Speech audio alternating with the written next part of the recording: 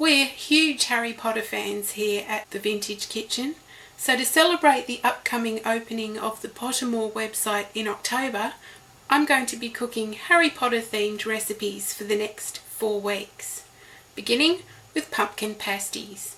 Pasties are a traditional English dish, and they can either be sweet or savoury, or have a savoury filling at one end and sweet filling at the other.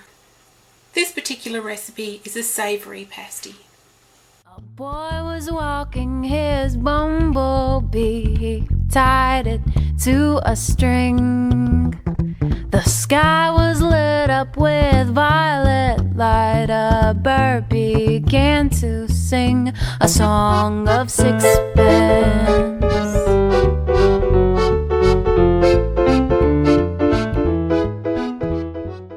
You'll need half a small pumpkin. In Australia, we call any orange-fleshed winter squash pumpkin. So you can use absolutely any winter squash that has an orange flesh. Butternut pumpkin or butternut squash, if that's what you call it.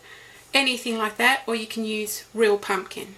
I'm using a Kent pumpkin or squash, and this is what it looked like before I cut it up. The amount you'll need is 3 cups cut into cubes, which makes 2.5 cups of mashed pumpkin once it's cooked. You'll need to cut it up into small cubes and boil or steam it until it's very soft, and then mash it with a fork. You can save all the trouble of cooking your pumpkin and just use 2.5 cups of canned mashed pumpkin if you're in a country that has it.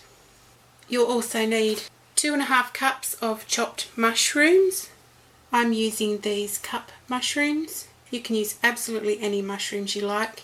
If you're using these mushrooms, just pull out the stalk, like so, and peel them before you chop them up. To peel them, just grab a little bit of the skin under the knife, put your thumb on top, and it'll peel straight off. And then chop those up into small cubes. 1 cup of chopped bacon or ham. I'm using smoked shoulder bacon, but you can use streaky bacon or any type of ham that you like. 1 tablespoon of minced onion. This is just a raw onion that I've chopped up and then minced in my blender.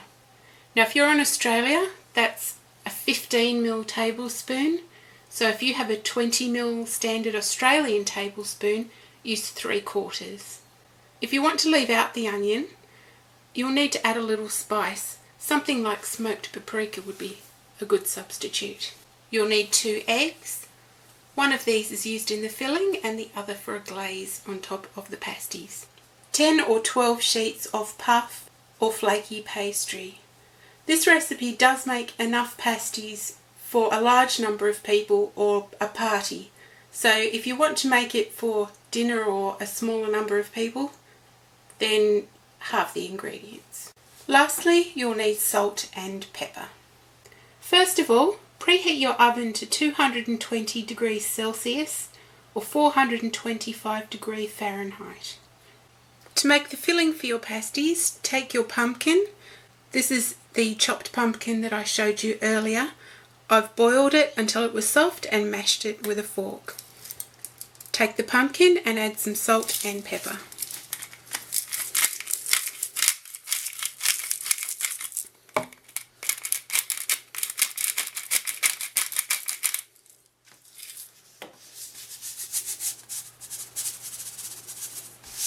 And mix that in. Now add the mushrooms, the bacon, the minced onion, and finally beat 1 of the eggs and mix that in as well. That will form the filling for your pasties. Mix that well. Now put that to one side while you prepare your pastry. First of all, whisk your remaining egg lightly. We'll be using that to wash over the pasties before they go in the oven. You can mix a little bit of milk with that as well if you want to. Take your pastry and cut it into small circles. I'm using a saucer to cut around. This is about 4 or 5 inches across. That will allow me to get 4 pasties out of each sheet of pastry. You can make them a little bit bigger if you want to.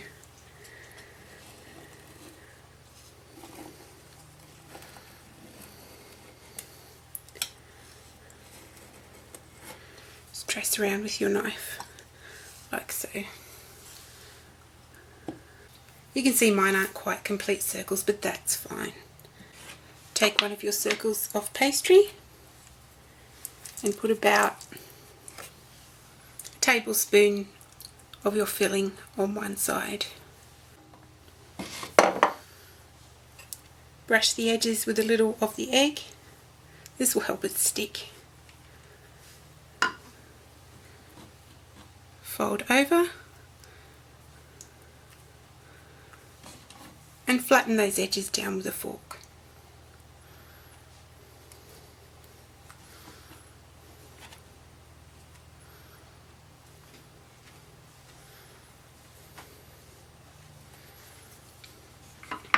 And to make sure it's sealed completely, fold the edges over.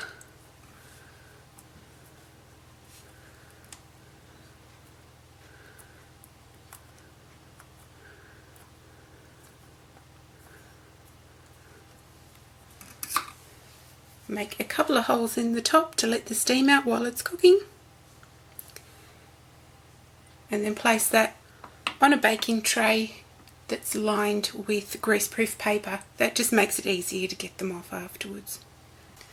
Just before you put your pasties in the oven, brush them all lightly with some of the beaten egg, and that will give them a nice glossy top. They go into the oven for 15 to 20 minutes. Here we have the first batch out of the oven. As soon as they came out of the oven, I put them on a wire rack to cool so that underneath they didn't get all soggy. These took 25 minutes. The way that you tell if they're cooked is to turn one upside down and give it a tap. And if it sounds hollow, then it's cooked. If it has sort of a dull sort of a sound, then your pastry isn't cooked all the way through underneath. If that happens, just pop them back in the oven for a few extra minutes. You can serve your pumpkin pasties while they're still warm, but they're equally as good cold. This recipe makes around 45 to 50 pasties. That's definitely enough for a Pottermore party, a Halloween party, or half a train full of Hogwarts students. I'm just going to break this one open to show you what it looks like inside.